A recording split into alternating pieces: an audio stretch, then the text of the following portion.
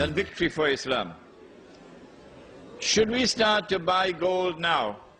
Yes, yes, yes. If you have any savings, which you're not going to be using and investing immediately, do not keep it in paper and do not keep it in the bank. If you keep it in paper, then you can prepare to use it as wallpaper. If you keep it in the bank, they will know how much you have. But if you go and buy gold, like in South Africa they have the Kruger Rand.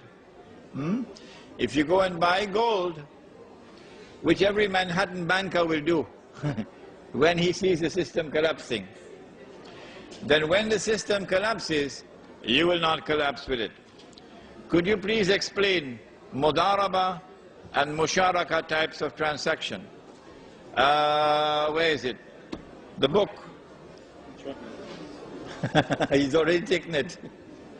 In this book, you'll find a description of what is mudaraba and what is musharaka. Can you please explain whether the Islamic banking, which offer loans to purchase houses, is halal? What the Islamic bank does is to lend you money on interest to buy your house, but it is disguising it as a sale. In fact, it is a loan on interest. It is riba. It is haram. It is not riba through the front door. It is riba through the back door, and it stinks. Are there any countries in the Islamic land that could possibly be self-sufficient, at least temporarily? What is the strength of the international monetary system is directly related to the extent of a country's involvement in the system. Couldn't the Muslim countries use their resources to disengage from the international monetary system? For example, to sell your oil for gold. This is a beautiful idea, beautiful idea. But would the government of Saudi Arabia demand gold for the oil? No, the Marines will land. And the Saudi government will be gone, it will be history. You're a client state. There's only one country in the Muslim world today, only one, which seems to have understood that this international monetary system is fraudulent. Only one leader, and he is Dr. Mahathir of Malaysia. It is curious that two of us have been lecturing on this subject in Malaysia for the last few years. Umar Vadilio of the Morabitun and your brother Imran. And it seems as though our lectures, because the special branch are always there, to listen to our lectures, that our lectures have reached the ears of Dr. Mahathir. And so now he's seeking to introduce the Islamic dinar, the gold coin. If Dr. Mahathir restricts himself to the use of the dinar only for international trade, the Jews may allow him to get away with it, because it will only be trade between a restricted number of countries and will not affect international trade really. But if Dr. Mahathir makes an effort to introduce gold and silver coins in the market as legal tender, I think they'll kill him.